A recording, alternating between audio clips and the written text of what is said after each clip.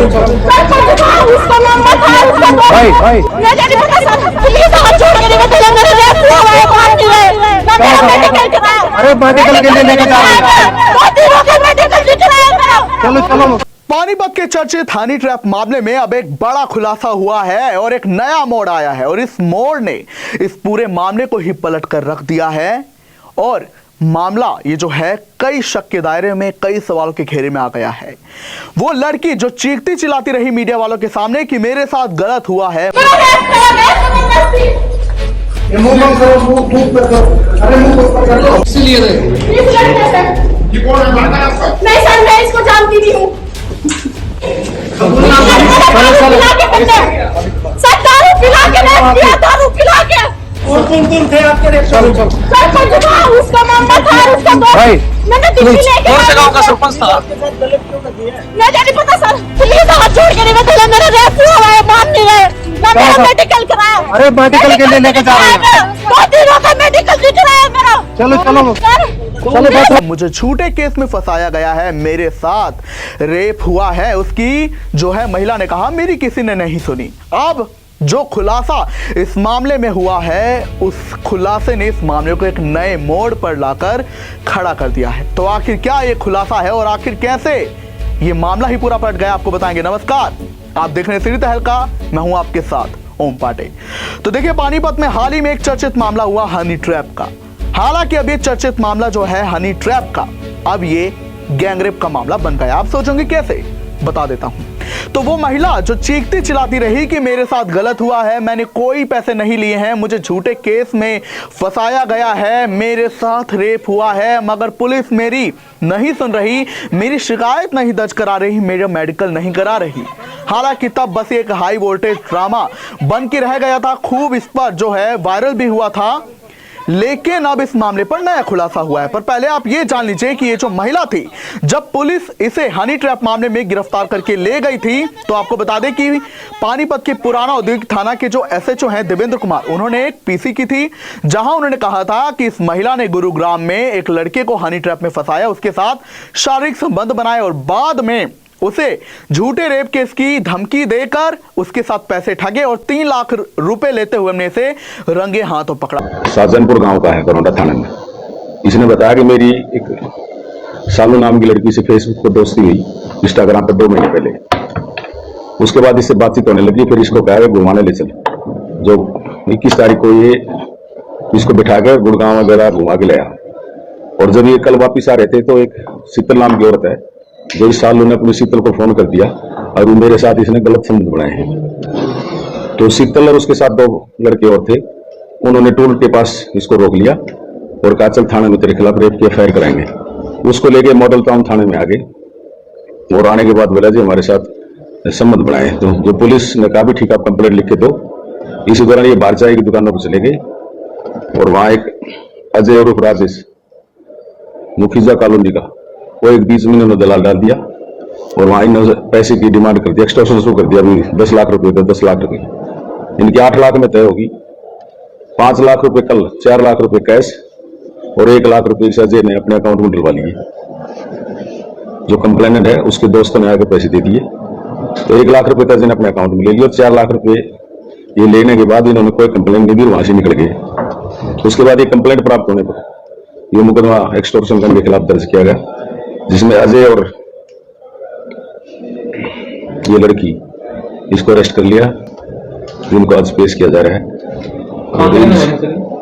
ये यहाँ किराए पे है मुखीजा नगर में, मुखीजा कॉलोनी। मतलब पानीपत बेस से ये बाहर के हैं, कहीं रहने वाले वैसे बाहर के हैं। बाहर के, अच्छा तो लड़की बाहर की है जी। पहले भी कभी इन्होंने ऐसा गैंग जो है किसी को इसी तरह से फंसाया हो, या पहले ही मामला था?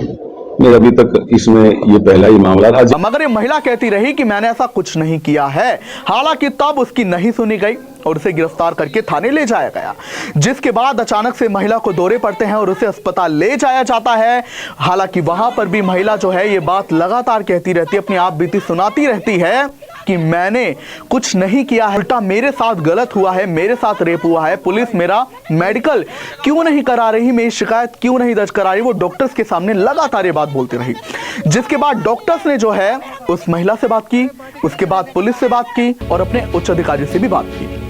हालांकि तब भी महिला का मेडिकल नहीं कराया गया, लेकिन उसके बाद आखिरकार पुलिस को महिला की बात माननी पड़ी और 28 दिसंबर को महिला का मेडिकल कराया गया। लेकिन इस मेडिकल के बाद जो बड़ा खुलासा हुआ, उसने पूरे मामले को पलट कर रख दिया। ये हनी ट्रैप का मामला गैंगरेप का बन चुका है। जिन्होंने जिसे आरोपी बनाया, यानी कि वो जो 3 आदमी थे जिन्होंने इस महिला को आरोपी बनाया, वो खुद अब आरोपी बन गए और ये महिला पीड़ित बन गई है। जी हां, आपको बता दें कि जब महिला का मेडिकल कराया गया तो सामने आया कि महिला का तो रेप हुआ है और मेडिकल से इसकी पुष्टि हुई, जिसके बाद पुलिस ने अब इस मामले में एक और FIR दर्ज की है और महिला के शिकायत के आधार पर 3 युवकों के खिलाफ, इनमें घरोंडा के गांव का रहने वाला एक युवक है जो कि सरपंच भी है, उसका मामा है, उसका दोस्त है, इन तीनों के खिलाफ FIR दर्ज की गई है, इन्हें नामजद किया गया है और अब ये पूरा मामला इसे पलट गया। आपको बता दें कि मामला जो है हनी ट्रैप का शुरुआत में बताया गया था, हालांकि अब एक गैंगरेप का मामला बन चुका है और महिला ने भी इस मामले में, जो कि पीड़िता बन चुकी है, उसने कई खुलासे किए। उसने कहा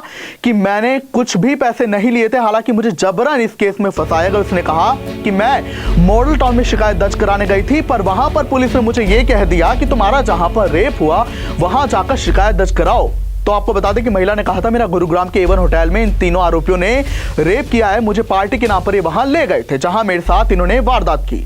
जिसके बाद महिला ने कहा कि अचानक से पुलिस मेरे घर आती है, मुझे शिकायत दर्ज कराने के नाम पर उठाकर ले जाती है, मुझे रात 10 बजे से लेकर सुबह के 4 बजे तक गाड़ी में बिठाए रखती है। उसके बाद उस गाड़ी में मुझे जबरन कुछ कागजात दिए जाते हैं, वो थे पैसों के लेन देन से जुड़े। महिला ने कहा कि मुझे जबरन इनमें साइन करने को कहा गया, जब मैंने मना कर दिया तो मुझे धमकी दी गई कि मुझे रिमांड पर ले लिया जाएगा। इसके बाद महिला ने कहा कि मैं जब कमरे में बैठी थी तो पुलिस वहां पर 3 लाख रुपए लेकर आई, कहा इन्हें उठाओ, मैंने उन्हें भी उठाने से मना कर दिया, तो पुलिस ने जबरन मुझे इस केस में फंसा दिया और कहा कि इस महिला ने 3 लाख रुपए लिए, हमने इसे रंगे हाथ पकड़ा है।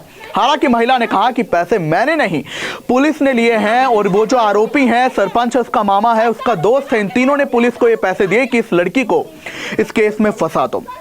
हालांकि अब जो एक खुलासा हुआ है कि लड़की का गैंगरेप हुआ है, तो मामला एक नए मोड़ पर आकर खड़ा हो गया है और इससे जो है कई सवाल अपने आप में उठ रहे हैं। पुलिस की भूमिका पर भी सवाल जो है उठ रहा है। हालांकि अब मेडिकल जांच के बाद अब नए सिरे से जांच इस मामले की जा रही है और वो 3 आरोपी भी नामजद हो चुके हैं। हालांकि ये बड़ा ही हैरत में डालने वाला मामला है कि एक महिला जिसे कि आरोपित बनाया गया, वो तो पीड़िता साबित हुई। तो अब क्या कुछ होगा इस मामले में, अब ये देखना होगा। बहरहाल इजाजत चाहूंगा, नमस्कार, देखते रहिए सिटी तहलका।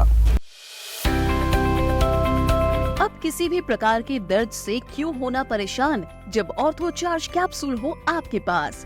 सभी प्रकार के दर्द में आयुर्वेदिक पद्धति पर आधारित रामबाण इलाज। कबीर औषधालय का ऑर्थो चार्ज ऑयल, कैप्सूल और सिरप आपको देता है तुरंत आराम। अनेक प्रकार के दर्द जैसे sciatica, spondylitis, rheumatic pain, arthritis, lumbar pain, सभी दर्द को दूर करने का रामबाण इलाज। 100% आयुर्वेदिक जड़ी बूटियों से बनाया गया ऑर्थो चार्ज कैप्सूल और ऑयल एक बार प्रयोग में अवश्य लाएं। अधिक जानकारी के लिए संपर्क करें।